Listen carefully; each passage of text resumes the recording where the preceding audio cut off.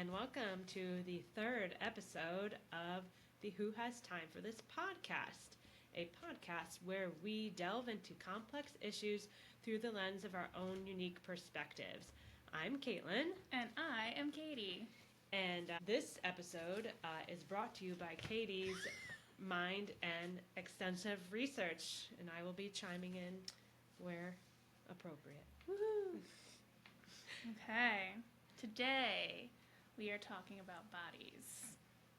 Bodies always seem to be making the news in one way or another.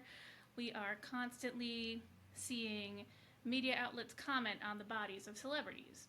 People all over TikTok are sharing their extreme morning routines where they endure to get their ideal body type. In politics, men and women and people who are AFAB, which is assigned female at birth, are fighting for their right for bodily autonomy. There are people right now denying that trans bodies even have the right to exist. The bodies of most people on this earth have been or currently are the subject of much discussion, much preoccupation, and a lot of times grief and discomfort. Absolutely. So in the 2010s, the body positivity movement took shape, and there was a culture shift in how many people and media outlets were looking at bodies. You know, curves were in. Everybody wanted, like, the Kim Kardashian butt. In 2019, the Victoria's Secret fashion show was showcasing plus-size models alongside the straight-size models. Lizzo, Truth Hurts by Lizzo, hit number 1 on the Billboard Top 100. Skyrocketing this plus-size singer to fame. I remember standing in line at, like, the haunted attraction at Lake Compound, listening to, like, a 10-year-old white boy rapping all the lyrics to Lizzo. Like, that's... Oh, my God. Yeah. Like, it was everywhere. But then, you time jump back to today, 2025. Woohoo! And most of that body positivity culture has disintegrated. Yeah, I know. I was thinking about that. It's like completely, the era is over, it feels like. Yeah. It's completely changed. Kim Kardashian made her butt smaller again. And so have a lot of other celebrities, like Doja Cat, Adele, and Megan Thee Stallion, among a lot of other, musicians and other people that are just in the limelight. And seeing all these smaller bodies in the media is resulting in people clamoring for Ozempic. Heroin chic is making a comeback. We're bombarded with TikToks that have, like, these slim, mostly white girls showcasing their, like, clean girl or Pilates princess aesthetics. And one of the biggest trending terms on TikTok is big back, which is often used by, like, thin people making fun of themselves for eating big meals or eating too much. The 2024 Vogue Inclusivity Report states that there was a decline in body inclusivity in the 2024 fashion weeks in New York, London, Milan, and Paris. So of the 8,800 looks represented across 230 shows and presentations, apparently 0.8% were plus size, which means like a size 14 plus in the U.S. sizes. And then 3.7% were mid-size, which is U.S. size like 6 to 12, which means like most people size. Like that's the majority of like women's sizes. You know what? I just thought about this connection. It's like a backlash to an inclusive movement. Obviously, you just defined it, body inclusivity, is reminding me of the current backlash and rollback of DEI initiatives. Absolutely. That we're seeing with this current administration. So timing is interesting there. And we will get into how slim bodies and thinism is rooted in racism and white supremacy. Woo! Fun stuff. But so back to this inclusivity report, that 3.7% of the looks were on mid-sized people, size 6 through 12. And then that meant that 95.5% were straight size, which is size 0 to 4. Which is, in reality, like, they're not 95% of the population. No. But anyway, I digress. So, rather than focusing on these changes as like an autonomous culture shift that's not connected to anything, I want to look at how thinness and the pressure to conform to certain body ideals has historically been tied to fascism and oppression in different ways, and how what we're seeing right now may be deeper than simple fashion and TikTok trends. Absolutely. Nothing is siloed at all in this current state of affairs, and I suppose it never is. I know we're going to get into this really deeply, but I think just in generally where I'm coming from in analyzing this trend that we're seeing is that it's not just a return to thinness as beauty, but thinness as discipline and even morality that we're seeing coming from the conservative and far right parts of our culture. Yeah. And especially the Make America Healthy Again crowd, or MAHA, the biohackers and wellness bros and the TikTokers that guy alike. who's injecting his son's blood into himself. Yep. They super well adjusted. Exactly. They're framing body optimization, not so much like health, but optimizing your own personal wellness and whatever, as a civic duty, as like this is what it means to be an American. It's no longer just like get fit for yourself to be healthy, and as you have time to do that as a gift to yourself, it's more like get fit to be the proper American form. To do your part. And I have a lot to say about this because I was almost duped into this whole thing through the Good Energy book that came out last year that kind of like swept the scene, but we'll get into that later. Just putting it out there. A little preview. Right, a little preview, yep. Well, I did a lot of research, trying to find different scholarly articles where people looked into like the body's ties to oppression and fascism. And so, let's start there. How fun. Yeah. Body obsession and fascism. To start our exploration into the history of bodies and oppression, I want to talk a little bit about this really great article I found, even though it was very wordy, by a woman, Julie Gottlieb. I don't know if I'm pronouncing that right. It's from the Contemporary European History publication, Cambridge University, from 2011. So in this article, she states that scholarship of the body is vast and constantly gaining weight. Analysis of the body has offered new insight into many subjects, from Enlightenment to the French Revolution to imperialism, the First World War, and fascism. So she says that the body can be seen as a signifier, and it can offer new understanding of historical nations or social formations. So her article mostly is focusing on the male bodies that were involved in the British Union of Fascists. I'm going to call them the BUF going forward. It was a movement in Britain in the 1930s, a failed movement.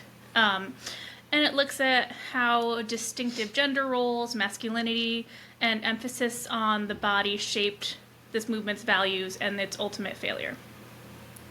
So the movement was largely a response to the trauma, instability, and mass unemployment rates for men after World War I and during the Great Depression.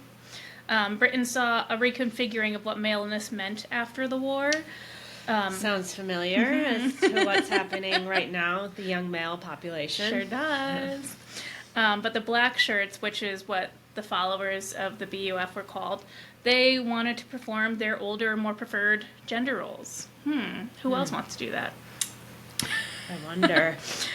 So she writes that the BUF did not confine its dialogue to critiques of the political system and the stagnancy in party politics, but also intruded into more general interwar discourses on the decline of the nation's health, the drawn-out psychological impact of the Great War, the social impact of poverty and male mass employment, the failure of providing homes fit for heroes, the confusion caused by the first sexual revolution, and the instability in family life which accompanied the radical reordering of gender relations in the aftermath of female political emancipation.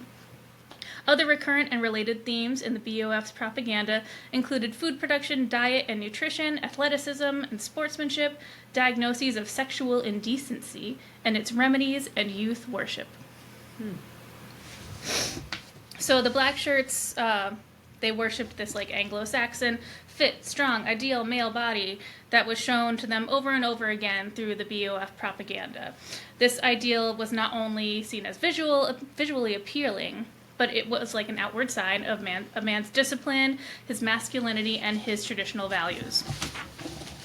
So their training and their performing and their physical fitness was not only for its own sake to like be healthy, but they were also rehearsing for conflict. These bodies were being conditioned as weapons, and the men would often get together and perform their masculinity through these feats of physical activity for each other and just bask in the beauty of the male body. And the inherent homoeroticism of this performance was like, totally ignored by the movement. Just look the other way, right? And I definitely see how this male for male performance is mirroring a lot of what the manosphere promotes today.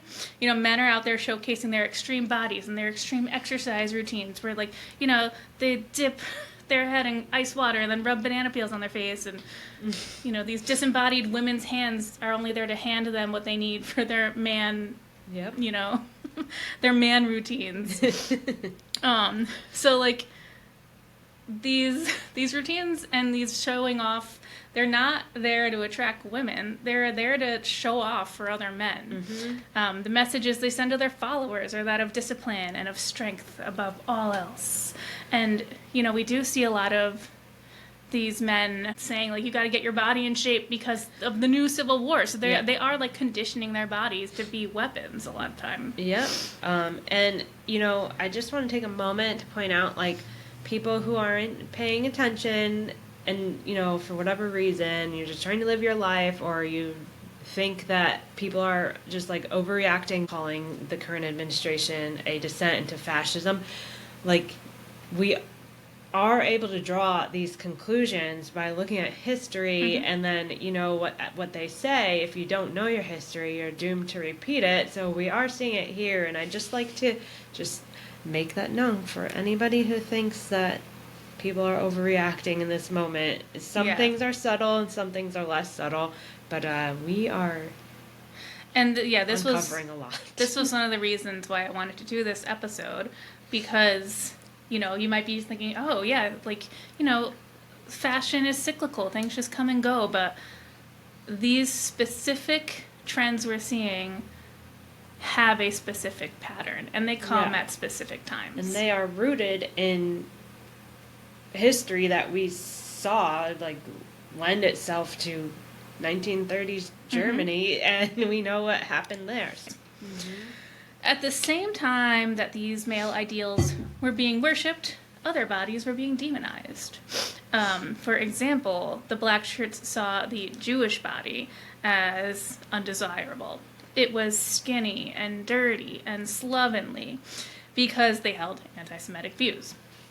A prominent figure in the BOF held the belief that the British sports industry was under Jewish control. And, was this belief tied to the fact that few of the many, many venues to refuse to host their Olympia Games were Jewish-owned?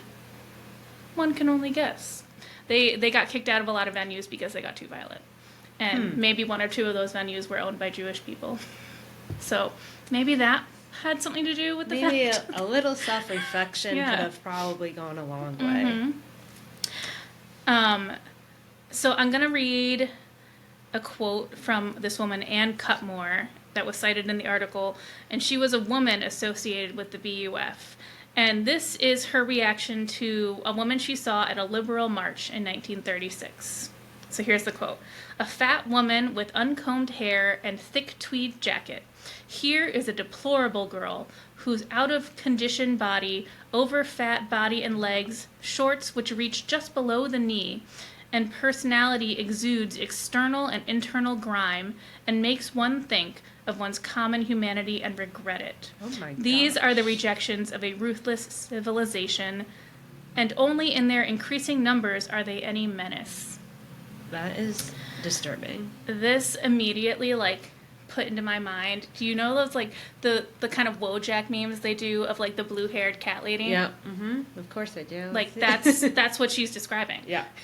They just didn't have memes back then. Yeah, no. Yeah, just really mean ladies. Giving us their quotes. Yeah. So the Blackshirts saw this, like, wholeness and manliness as signs of pure imperial Britain and associated, like, disintegration. So, like, you know, not this pure Anglo-Saxon British. My mom's calling me. Sorry, Mom. Sorry, Fran. Shout out. Hey, Fran. Okay, so they saw this wholeness and manliness as signs of, like, the pure Britain, and they associated the disintegration, the national malady and decline as representing internationalism. So, like, you know, the unity and the pure Britain was, like, their wholeness, their manliness, and anything that wasn't that was, like,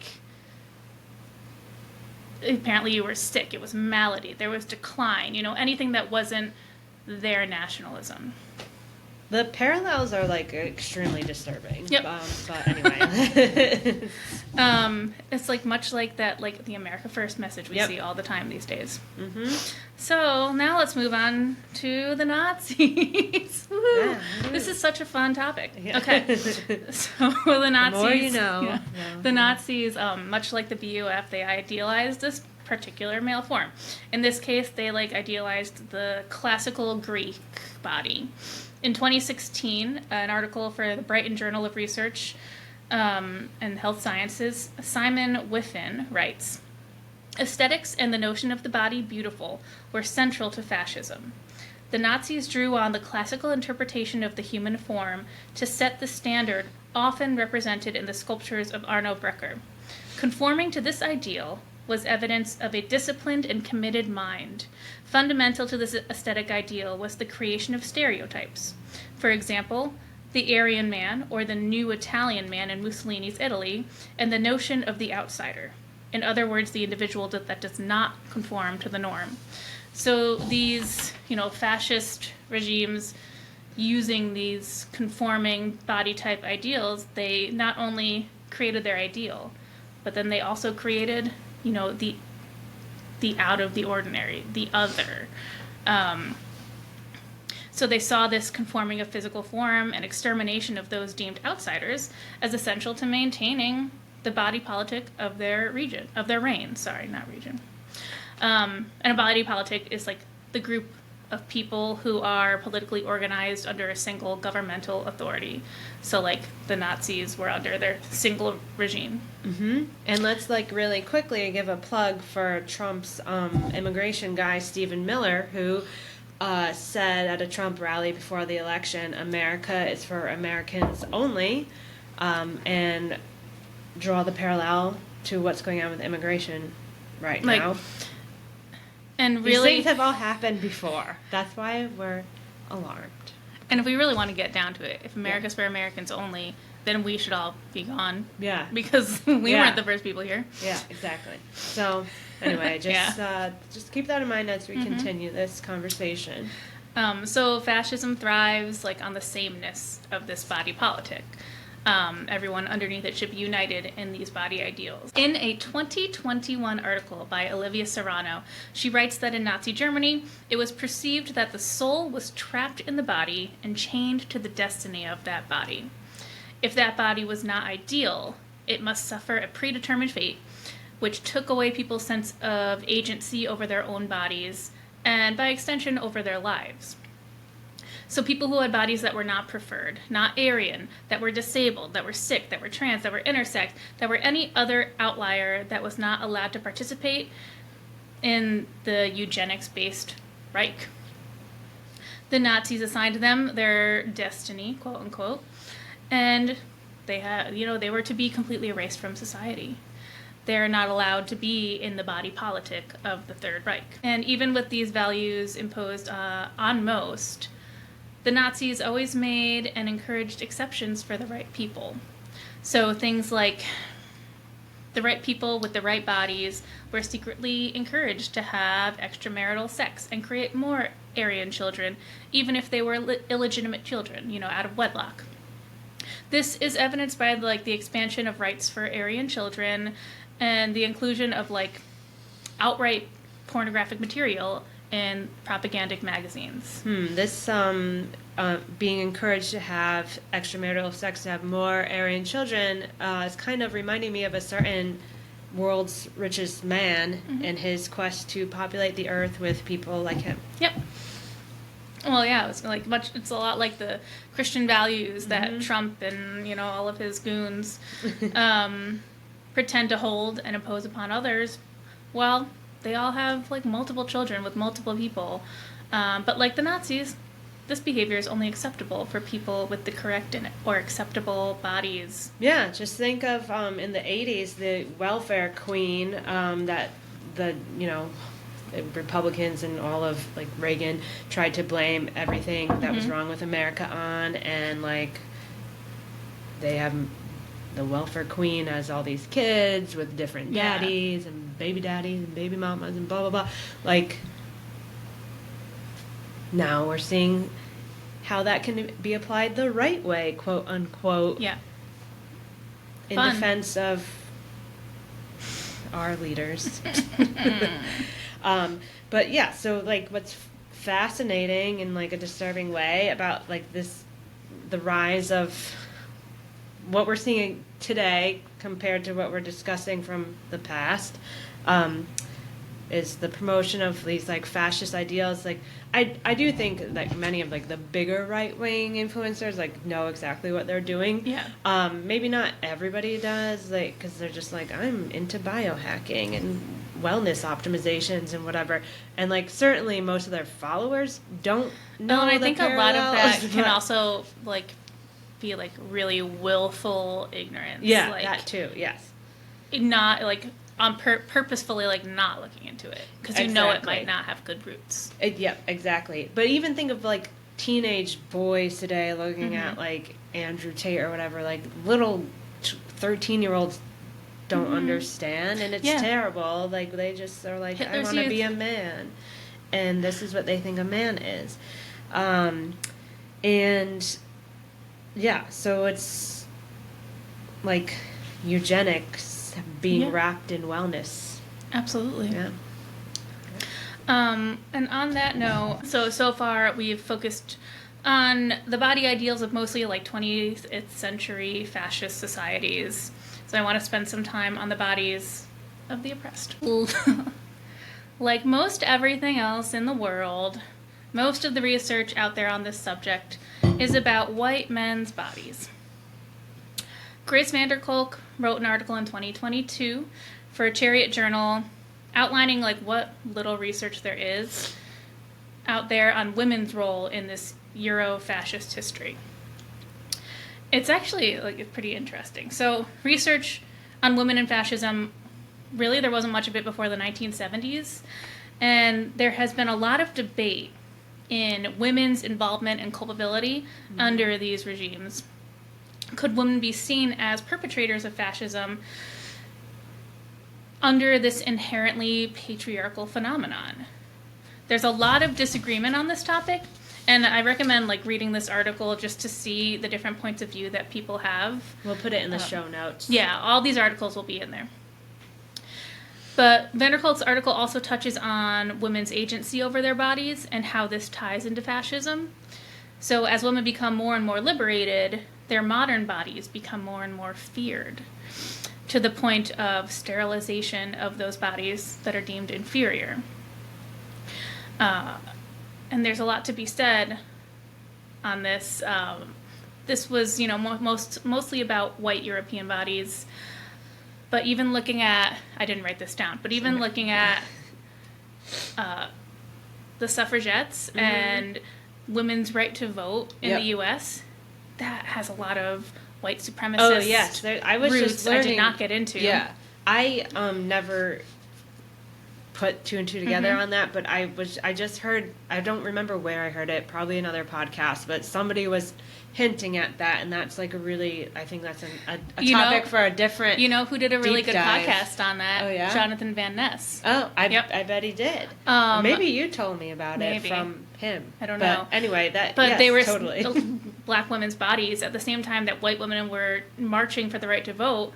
These white women were part of the KKK and were advocating for black women's bodies to be sterilized. Like, Yikes. Two things can be true. Yep.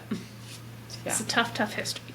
But anyway, black bodies have long been the victims of body oppression. Leslie Vargas writes in her 2024 article for Afropunk that thinness isn't just a preference. It's a status symbol that has shaped beauty standards and defined societal hierarchies. So she says that fat phobia did not materialize out of thin air. It was cultivated to reinforce systems of white supremacy. Historians like Dr. Sabrina Strings have traced the origins of fat stigma to 18th century Europe and the United States. So during this period, colonial pseudoscience weaponized body size as a means to differentiate black women from white women, pathologizing larger black bodies as undesirable, uncivilized, and inherently inferior. So, did I write? Okay. I just wanted to make sure I wrote what I wanted to say, because I was going to just say it, but it's in the next paragraph. And Lois Shearing writes in a 2025 article for Open Democracy that during the transatlantic slave trade, colonists associated heaviness with Africans not having the intellectual capacity for self-discipline, which in turn was used to justify beliefs that Africans were morally weaker. So it's here that thin supremacy began to be used to police the borders of white womanhood, positioning it as demure, delicate, and self-sacrificing. Yeah. So, you know, they were taking this difference in body type and using it to take away the rights of these human beings, saying that because they were more muscular or had more fat on their bodies, that they didn't have the same intellectual capacity as thin white people. To, like, populate. Yeah, and basically. Like, be able to, like, make decisions and vote and be a human freaking being. Yeah, so basically they're using their body type as a means to dehumanize them. Yeah. So Safa Hachi also elaborates on the history of white supremacy and bodily control in her 2025 opinion piece for The Link. So the need to control bodies is not new. It's embedded in the very tools that use to define health. I slurred that a little bit. The Body Mass Index, or BMI, which was developed in 1830, was never meant to measure individual health. Rooted in the studies of white European bodies, BMI disregards racial diversity, labeling non-white bodies as unhealthy. Despite being discredited, it still shapes public perception, enforcing narrow Eurocentric standards. This is not about health, it is about control. Fascist regimes have long tied bodily conformity to discipline, framing deviation as weakness. And the BMI does the same, disguising compliance as self-improvement. But, like, you look at BMI, if somebody, like, is a weightlifter, it says that their BMI is overweight because it's just not made for most bodies. There's I forgot what sport she played. Rugby, maybe, but Alana Marr, during the Olympics, she was, like, very popular, but she's played, I think it's rugby, I don't remember, but she plays whatever sport, and she's, like, tall, very muscular, and she is, according to her BMI, obese, and she talks about this, like, she was like, do you really think that I'm obese? Like, and as a means to point out why BMI is such a stupid factor in individual health of people, and it's a huge discussion to have. This just made me think of this really dumb memory of signing up for, like, the free initial personal training thing at the Fitness Edge. Yep. And they had me, like, stand on this thing and grab and grab something with my hands. And it was supposed to, like, be able to scan like my body fat content and stuff, and I'm like, from my Wow. hands. Yeah. I don't know how that works. Like, everyone's body fat is distributed differently. That's so weird. Anyway, all they did was, like, they didn't even show me any good, like, exercises. They were talking about my diet, and I was like, I've been on this earth longer than you. Yeah. Yeah. They gave you one course. Yeah. But anyway, fast forward to the 1970s. So in the same article that I spoke about with Simon Whiffin, he says that this is when the concept of healthism started to emerge, especially among middle-class Americans. So healthism caused a shift in the way we look at individual health overall. There was a switch from taking into account the social, political, and socioeconomic factors involved in maintaining health to assigning the responsibility of being healthy to the individual, kind of what we talked about earlier. This created a victim-blaming culture where much of society sees the people who are not conforming to the norm as at fault or lacking in self-control. This way of thinking can potentially lead to these non-conforming people to be marginalized. Kate Fitzpatrick and Richard Tyning also wrote on this subject for Critical Public Health magazine in 2014, stating that health is now seen as a lifestyle choice, and that health and beauty are being more and more linked together in sameness. They write, "Indeed, one only has to scan the covers of popular magazines, Men's Health or Women's Health, to recognize that many current health practices and discourses are so closely tied to the notions of the aesthetic body that the separation of health and beauty discourses is no longer possible."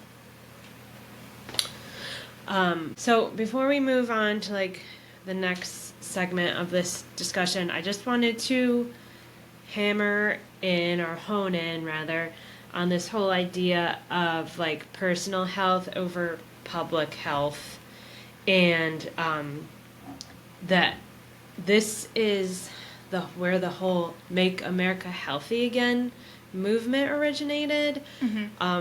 Framing health as personal responsibility and personal choices versus a public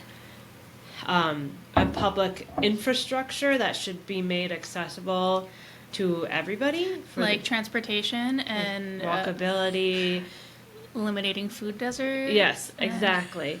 And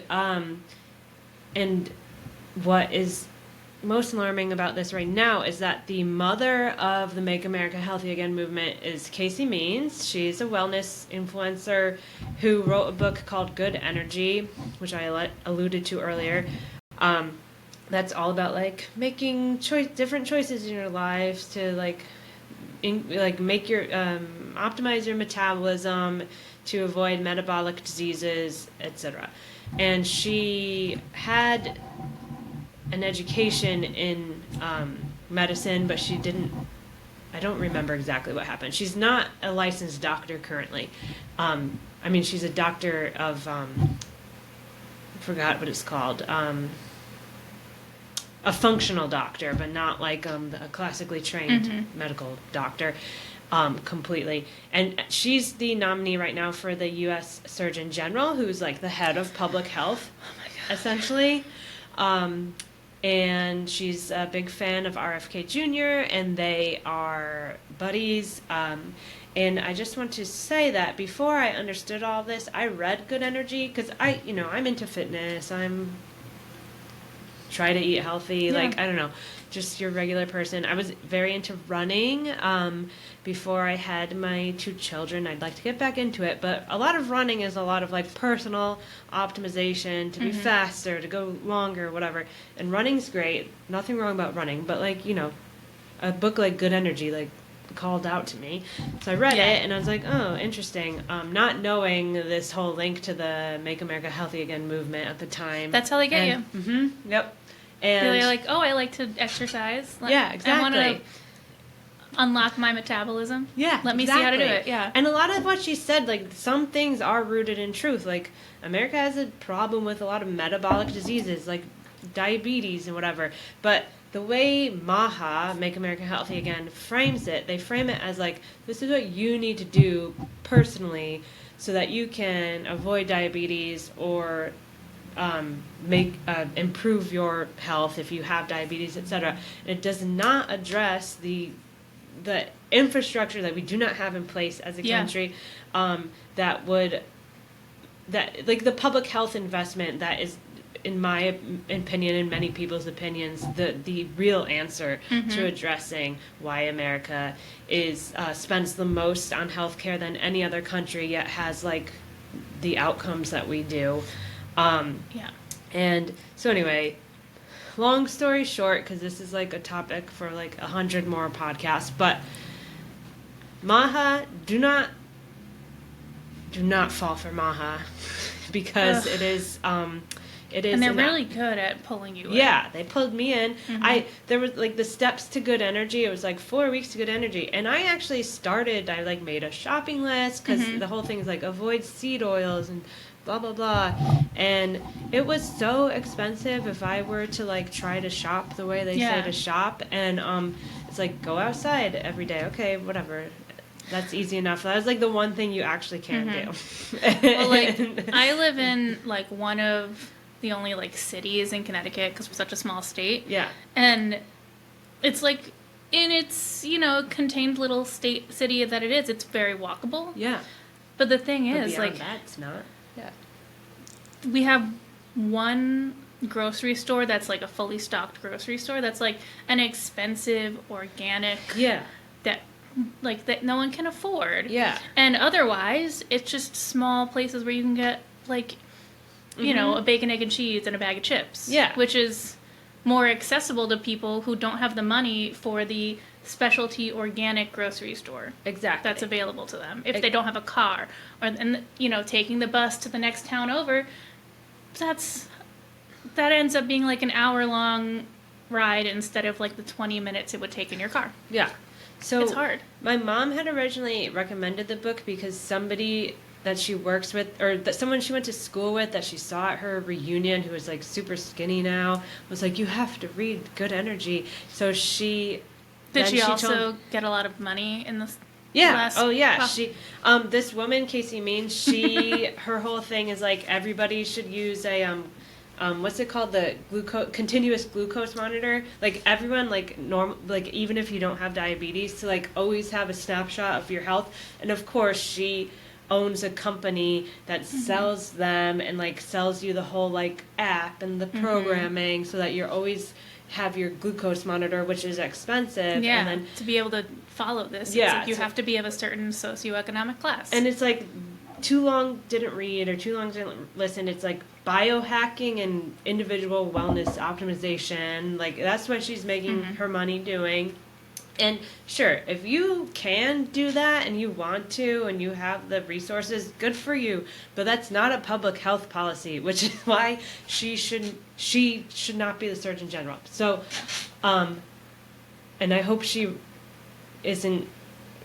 Whatever. We'll worry about. We'll cross that bridge when it comes. A lot of dreams. But my mom was like, "Oh, you should read it." Blah blah blah. So I read it. And I was like, okay, well, some stuff, I understand. I understand where the causes for concern come from. And at the time, I didn't quite understand personal health versus public health, but now I totally understand that. And that, again, that could be a whole series of episodes. Yeah. But, and then I let my mom borrow my copy, or gave it back to her because it was her copy, so that she could read it. And she's the one who told me to read it, and she's a nurse, and then she read it, and she's like, is this woman crazy? Which I thought was funny. But I was like, I guess so. I don't know. A lot of people like her. But so anyway, my point is that Maha ideology frames healthcare as a personal responsibility and not like a public health investment or obligation. And then it's like health as a moral performance is what we've kind of been talking about, is central to make America healthy. Again, it's central to RFK's ideologies about what health looks like. It's about proving your worth, not just to yourself or your community, but to the nation. And you're healthy, therefore you're a good American. It's like a privatized, individualized version of patriotism. You fall in line. Yep. The stripping away of the social, political, and socioeconomic influence on the general health and beauty, it puts the blame on the individual to maintain an acceptable, quote-unquote, level of health. And the thing is, but these influencing factors, social factors, political factors, socioeconomic factors, are still very much present in people's ability to stay healthy and appropriately beautiful. Because in today's world, health and beauty are one and the same. You can barely separate them. But in this late stage of capitalism, people are often expected to work more than full-time. Then they have to come home, and they have to take care of the house, and they have to cook their dinner, and they have to take care of their family and their kids. Plus, with the automation of most jobs in the last few centuries, a person's daily amount of movement at work has generally decreased. So we need to find time in our days to exercise. Often when you see a celebrity like having lost weight, it's directly after they have like an increase in fame. Like, I mentioned Lizzo before. She's recently lost a lot of weight now that she's got a lot of money. Yeah. When you have an increase in money and resources, and one of those resources being time, like, it's easier. That's exactly how having good energy, sure, if you have the time and resources, great, go for it. But it's once again not a public health policy that is applicable to all of America. Yeah. Most regular people don't have these luxuries, and it's seen as a moral and personal flaw. So one place that this moral flaw is commented on all the time is the manosphere. How long did it take us to get to the manosphere? 44 minutes. The manosphere, for those of you who don't know, is a collection of websites, blogs, and forums, and podcasts that promote masculinity, misogyny, and opposition to feminism. And if you've heard of Andrew Tate, that he's like the poster boy of the manosphere. Yeah. Woohoo, human trafficking. Woohoo, yeah. So in a 2021 article for the Society for Cultural Anthropology, the author Aspen Vera Mulvey joined a gym run by a self-proclaimed pseudo-Buddhist fitness hermit and compassionate fascist. Okay. Amongst a lot of homophobic and racist comments, Mulvey was able to quickly identify how the gym was run like a fascist state. From the article, absent are the mainstream fitness world's uplifting marketing ploys. Functional strength will let you play with your kids is replaced by the sobering mandate to purge weakness from your life. Absent, too, are the individualized, personalized coaching cues and progressions, abandoned in favor of a unified, collective, and militant approach. So this gym smashes fascist politics and the body together by relentlessly linking bodily strength and human worth. Like so many of the podcasters and posters in the manosphere, beta males are hated for not conforming to the specific standards of the group, and they're not allowed to exist within its walls.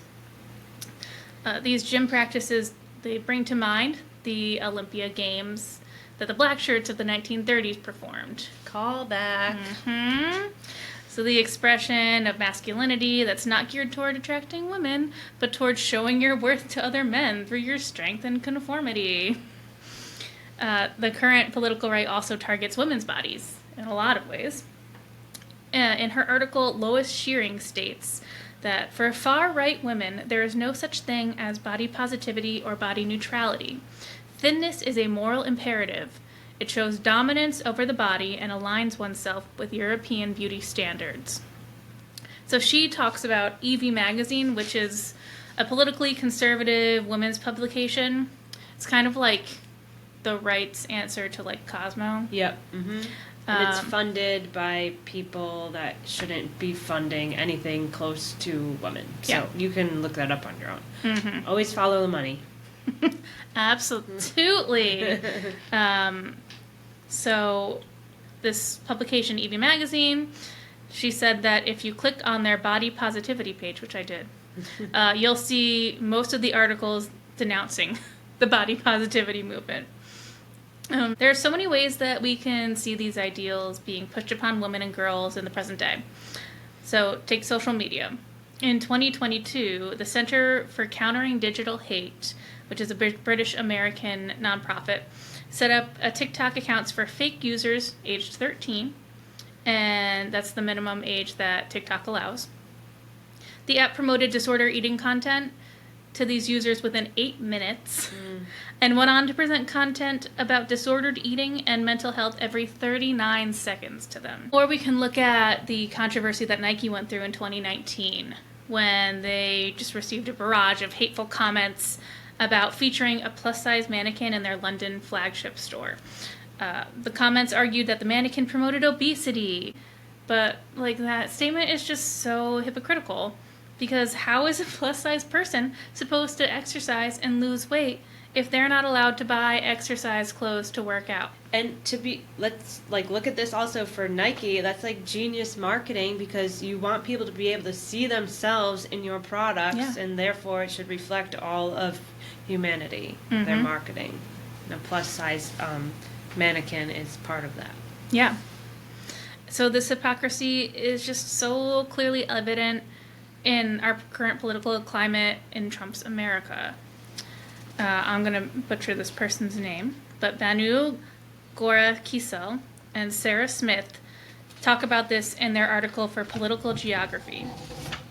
The right or the white bodies of the country are lifted up and revered.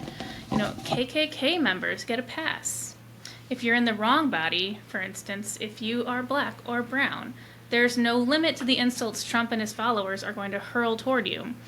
Like, look at the disgusting misinformation he spouts about immigrants and throwing out baseless claims about, like, Haitians eating people's pets, putting the travel ban on Muslim countries in his first term, amongst, like, just a host of, like... And his second term. I think he just did that. Did he just do that again? Mm-hmm. Just, like, throw a dart and you're going to hit something disgusting that he said to people who are not thin white people.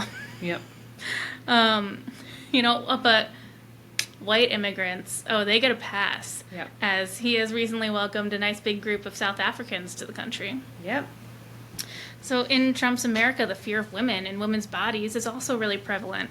Trump associates with women that he can control. He sees his preferred women as objects, but women who are not in his control are looked at with vitriol and disgust. And like when he was challenged by news anchor Megyn Kelly, he stated, "Blood was coming out of her eyes. Blood was coming out of her wherever."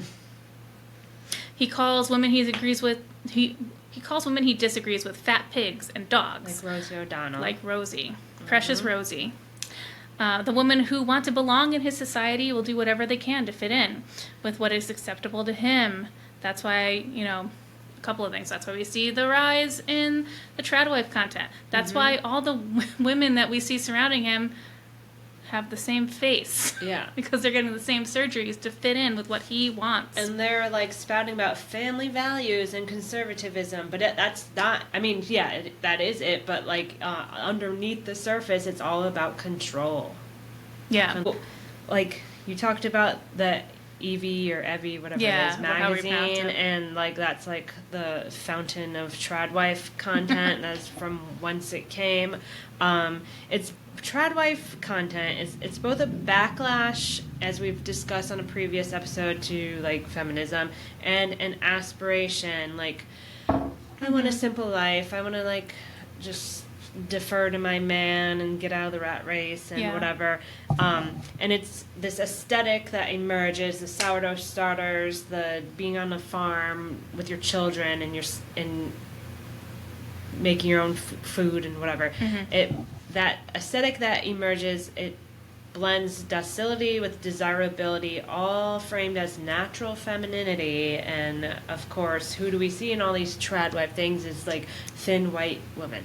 Yeah. And they participate in the Maha movement through like clean eating, fertility rituals, framed as natural, but it's all rooted in deeply conservative and patriarchal control. So it's the perfect example of how tradwives, that is, tradwife influencers, are the perfect example of how fascism can wear an apron and carry a sourdough starter with a baby on their hip. They offer this like soft Instagram filtered version of bodily discipline. Your body is for baby making and supporting your family your own way through homesteading and etc., where submission to traditional roles is cast as empowering and patriotic, but really, if you once again follow the money of who's funding things like EV Magazine, and generally the whole Trump administration with the Heritage Foundation and Project 2025, it's all connected.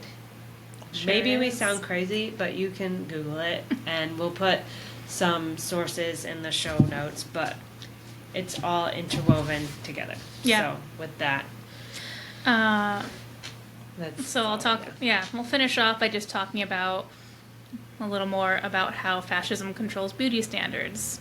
So Sisypho Mobley elaborates on this, specifically for a woman in her 2025 Substack entry. The more woman adheres to traditional beauty standards, the closer she aligns herself with the visual and ideological parameters of fascism.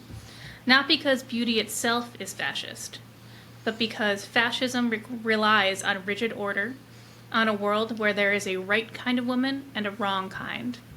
We have this idea that fascism arrives in combat boots and military parades. Sometimes it moves quietly through beauty trends and wellness culture. It thrives not through overt force, but through suggestion, through aspiration, through the whisper that you could be better.